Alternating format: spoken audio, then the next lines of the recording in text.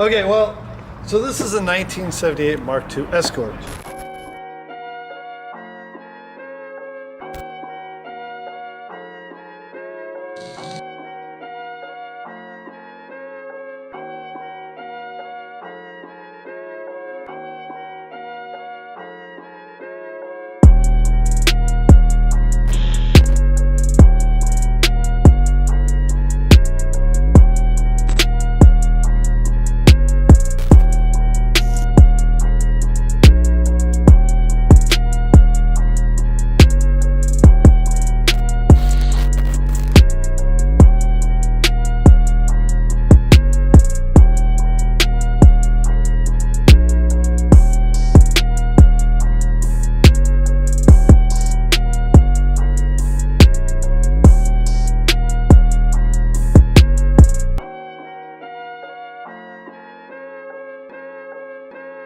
This car was never sold in the States, so that's why most people, of our fans from the States, really wonder about this car every time we post something about it. So it was mostly sold in Europe, but especially England, but it was used specifically for rally. Now, I've known about this car for a long time, and I've known a lot of the great history of it, seen lots of videos of it, and I've been a huge fan of it. Unfortunately, the first time I ever drove one was for the Colin Mcrae memorial event that was a rally up in Scotland. So most of my career, actually all of my career in a rally car is in all-wheel drive rally cars. So there was a bunch of people invited, like Ari Vatanen and Travis Pastrana and people like that had been friends with Colin or knew Colin. So we're all invited up to go to this memorial rally. But we all had to drive old rally cars. So I and Travis Pastrana ended up in Mark I and Mark II Escorts. And I was like, sweet, I finally get to drive this dream car of mine. But I was driving against a bunch of people that had a lot of experience in these cars because they actually grew up in that era when they raced these cars. So I showed up there, and it's first time driving a rear-wheel drive rally car on gravel. And I, quite frankly, sucked at it. It was really, really difficult. From that moment on, I said, not only do I love this car, but I sucked at it. So I gotta have to buy one of these at some point and learn to drive this and learn to drive it well. Years later, I bought this thing. It was a light tarmac build. Took it out and tested it a couple times. It was really fun to drive. There's a great video of myself and Chris Atkinson driving it at Team O'Neill Rally School in New Hampshire. And just tell us to cut to the footage and okay, yeah, cut to swipe the nice footage. Me and Chris Atkinson having fun with this thing. Incredible time. We're out here at Tim O'Neill's.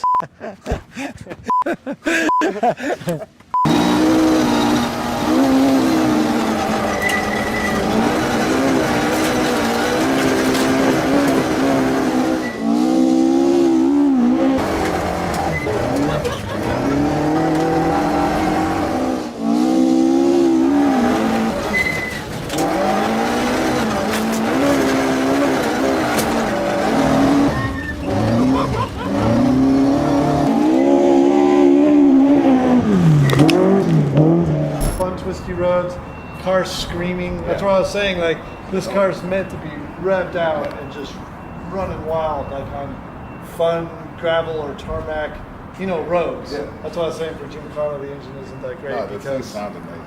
Yeah, the sound is one of the things that I truly love about these cars. The most important part about cars, period, is the way they sound. So which one of my cars don't you like because of the sound? Because I know that you gotta have some opinion about that. They all sound good. This one and the Hoonigan are probably my favorite sounding ones. But NA Hoonigan or twin turbo Hoonigan? Man, idle NA, full throttle turbo. Yeah. Yeah. All right. I love both. You can't. That's not fair. That's just not fair.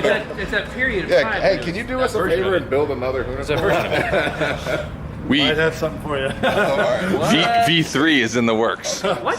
Yeah. We'll talk about it off camera. Actually, we'll just beep everything you're saying now. You tell them, we'll just bleep it because it'll piss off the audience so much. Oh, no. All right, V3 fed by with Just cause. Or yeah. That's gonna be sweet. So back to this car. So we did some very good tests with it. It was a lot of fun. But then I went and tried to race it on a couple gravel rallies, and I had nothing but problems with it. Suspension issues and gearbox issues. The wheel went up inside here and stuck. The car just kept going off into a ditch instead of like driving through the corner.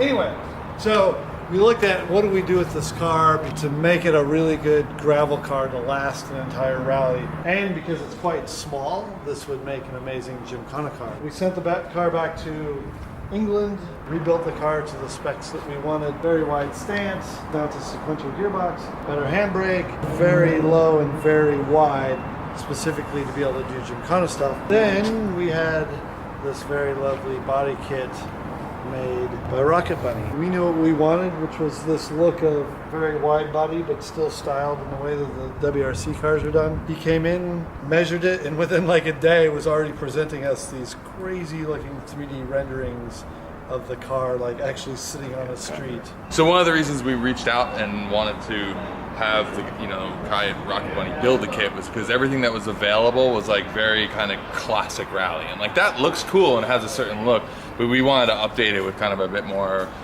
classic look. We wanted to enter the Overfender Nationals. Is that a little form of derp shout out? Yeah, a little derp shout. We wanted to take something that had still the classic design, but add new things to it. So like these cuts here, I mean, that's right off the WRC car. Yeah, same with where the fender even starts. Yeah, and that was something you would never have seen in the 70s or early 80s when they were competing with these cars a bit more.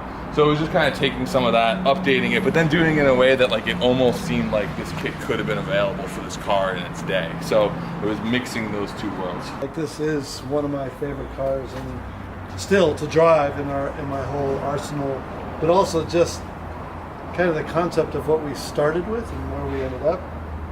Like I couldn't really be happier. This is my favorite car. The reason is because it's just too easy to say the Hoonigan's the favorite. Like the Hoonigan's obviously the favorite. It's obviously the favorite car. So you're the hipster. No. Oh, let me read you another. I'm the guy who's like, I like that band, but then everyone liked that band, so now I like this offshoot of that band that nobody knows about. Let's talk about this, because I have a random factoid that I don't even know if Ken knows about this. This Millington engine, the original design for this one that they built, was originally supposed to be in Colin's R4 car, right? So Colin was trying to build the spec rally series, and we actually went out there and got to be there when he tested the R4, right? Yeah. And this motor was one of the motors that was actually supposed to be going into the R4 car. So he said that there is a serial number on here that says Mcrae. Yeah. Which is kind of rad. That's a sweet piece of history. I don't know where it is. I haven't been able to find it. We looked for it, but he said somewhere on here it's punched in like a Mcrae serial number, because this block was originally designated for the R4 project because they were going to build like 20 of the cars and they only ended up building one. Is this the part where you guys pull the motor out, put it in a glass case? Yeah. Yeah, so if you break it today, there's going to be a shit ton of Scotsmen who are really mad at you. It's a Millington 2.5, right? And it has obviously individual throttle bodies. It's, as you can see, there is no turbo. It is normally aspirated. Makes just around 300 horsepower, if I remember correctly. Yeah, which, for those of you who've ever tuned a 4-cylinder NA4, 300 horse, that's actually like reliable, not a dyno car, a car that can be ran on stage for 3 days, full tilt. It's pretty amazing. But I mean, honestly, you just get to hear this thing. I think like we just have to start it up, and that's the best part of it. Party time. Okay, cut to starting. So that's for me the struggle, that I know that this car needs to be work and be quick for Gymkhana grid, but that means lower RPM, not high speed. So we need different gearing, and then we need potentially more torque, which means So what you're saying is this car is really bad at small parking lots like yes. These are the built-in excuses. We're gonna get them out. Oh man! Brian scumbagging the HI. It's, C. I'm proud of him. I'm proud of him. What? You're just scumbag Ken right now. Yeah. I'm allowed the scumbag Ken. Yeah. See, I think that's the thing. That's why I took the camera. I don't know how to scumbag Ken yet. I've been scumbagging Ken for 10 years. We just call it directing. Oh man. Presentation. Very nice setup. Is that me? Is it just me, or is that a new shifter? We didn't have a state-of shifter in there. Yeah, no. Since the car was built like this for Gymkhana, we changed out to that Sativ shifter, and the nicer handbrake with the nice Hoonigan handle on it. So the whole setup in here is very, very nice. I mean, even like the display. Why don't you get the camera on the display while it comes up? Oh yeah. Oh wow, look at that. That's nice. Yeah, no, I love that display. I mean, it's just funny, like, you know, you can put obviously race displays in any sort of race car, but when you're in a 78 Mark II Escort, you look down and like that beautiful screen is staring back at you.